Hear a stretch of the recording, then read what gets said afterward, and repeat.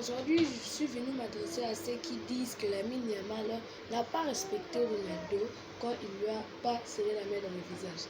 Et aujourd'hui, je ne dis pas aujourd'hui, mais il y a 2 jours seulement, Lamine Yamal a expliqué dans une interview pourquoi il n'a pas serré la main de Ronaldo. Soyez attentifs.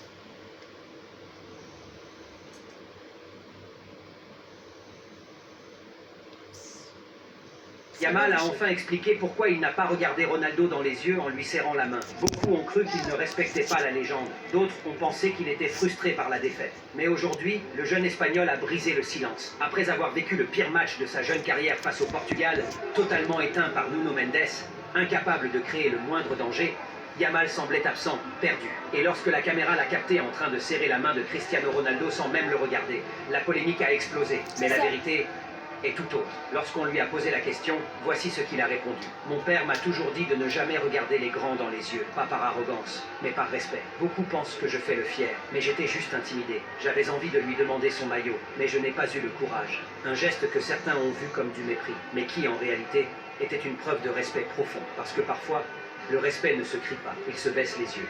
Même si vous ne l'aimez pas, que ce soit pour son arrogance ou parce qu'il joue au Barça, ce geste mérite un profond respect. On espère qu'il sera lui aussi heureux l'année prochaine.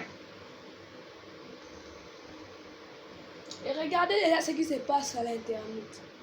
Pour ça que je viens vous expliquer, regardez déjà ce qui se passe.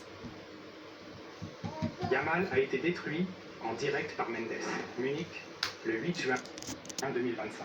Un soir que personne n'oubliera. Pas un simple match, non. Un face-à-face générationnel x10. Une vraie purge médiatique. Un gamin de 17 ans voué à la gloire, broyé sous le poids d'un colosse tactique, puis banni du regard du mythe vivant. Ce n'était pas juste une défaite. C'était un massacre psychologique, un tsunami émotionnel, un scandale prêt à embraser la toile. Abonne-toi si tu veux du contenu sans filtre, brut comme un coup de tonnerre, prêt à découvrir le carnage. Voici les chiffres. Voilà les pourquoi il ne faut jamais parler sans connaître notre histoire.